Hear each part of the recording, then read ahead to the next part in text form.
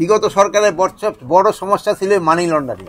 প্রায় 1000 ছাত্রদের আমরা এই ট্রাফিক নিয়োগের জন্য আমরা একটা প্রপোজাল পাঠিয়েছি। আমরা এই পর্যন্ত 400 জনের মতো নিয়েছি। 5 তারিখের পর থেকে 5, 6, 7 পর্যন্ত তো কোনো সরকারই ছিল না। ইনফ্যাক্ট ওই সময় কোনো আপনারই বলছে, ওই সময় তো এই সরকার টেক ওভারই করে নাই। ওই সময় অনেকে পালিয়ে গেছে। আমরা এই ট্রাফিকের যে একটা সমস্যা, এটা কিন্তু রয়ে গেছে। যদিও এই রাস্তা যানজটের সমস্যাটা আমার স্বরাষ্ট্র মন্ত্রণালয়ের একা কিন্তু দায়িত্ব না, শিক্ষার্থীদের সাথে ট্রাফিকের জন্য তাকেও তো আমরা ওই সময়টা খুব কম দিচ্ছি। আমাদের এই ডিপার্টমেন্ট, পুলিশ ডিপার্টমেন্ট থেকে আমরা অলরেডি একটা প্রপোজাল পাঠিয়েছি যে যারা আহত হয়েছে তাদের আমরা কিছু যেন আমরা পুলিশে অ্যাবজর্ব করতে পারি, আমরা তাদের একটা কর্মসংস্থানের জন্য একটা ব্যবস্থা করতে পারি।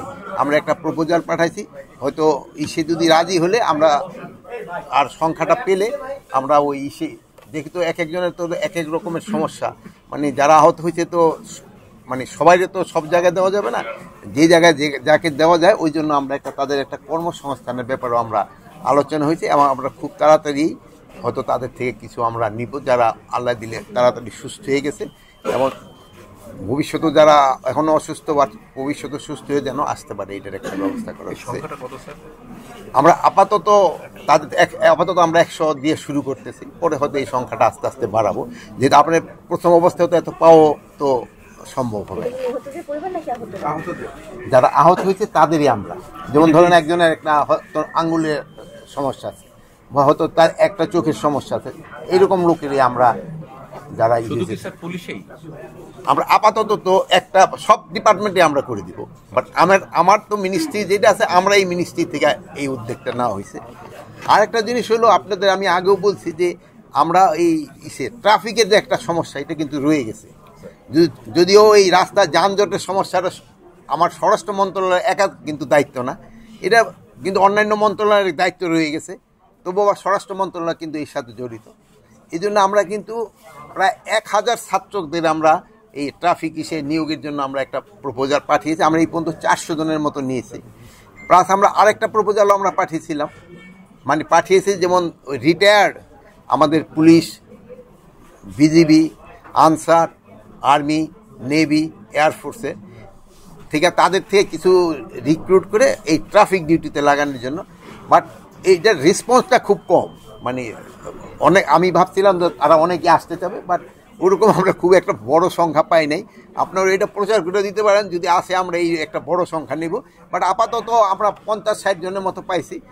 আমরা পাইলে হয়তো আমরা চেয়েছিলাম যে অন্তত 500 জন দিয়ে প্রথম শুরু করি এই ট্রাফিকে, বাট এই সংখ্যাটা পাওয়া যায় না। শিক্ষার্থীদের সাথে ট্রাফিকের জন্য তাকেও তো আমরা ওই সময়টা খুব কম দিচ্ছি, যেন পড়াশোনাও চালাইতে পারতেছে এবং এইটাও যেন করতে পারে।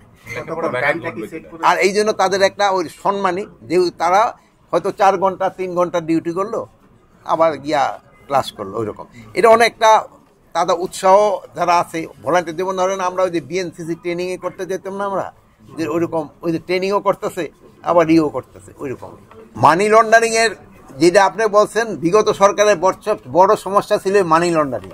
আমার এই যে মতিউর রহমান সাহেব আছে, আমি কিন্তু আপনি যেটা বলছেন ওই পয়েন্টের উপরে আমি তার করছি বেশি। আমি বলছি তার প্রথম টাস্কিং হবে মানি লন্ডারিং, এই যে বাংলাদেশ ব্যাংক থেকে যেটা হয়েছে ওইটার রিপোর্ট উনি আমার কত আগে দিতে পারে, এই জিনিসটা।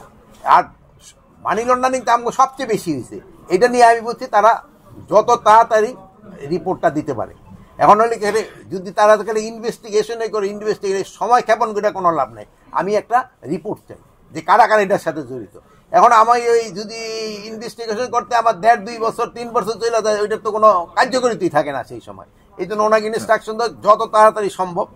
দিনক্ষণ অবশ্য ঠিক করে দেওয়া হয় না, আইজি সাহেবও ছিল, আমরা ওনাদের বলে দিচ্ছি। আপনি বলছেন, খুব সুন্দর প্রশ্ন করছেন, 5 তারিখের পর থেকে 5, 6, 7 পর্যন্ত তো কোনো সরকারই ছিল না। ইনফ্যাক্ট ওই সময় কোনো আপনারই বলছে, ওই সময় তো এই সরকার টেক ওভারই করে নাই।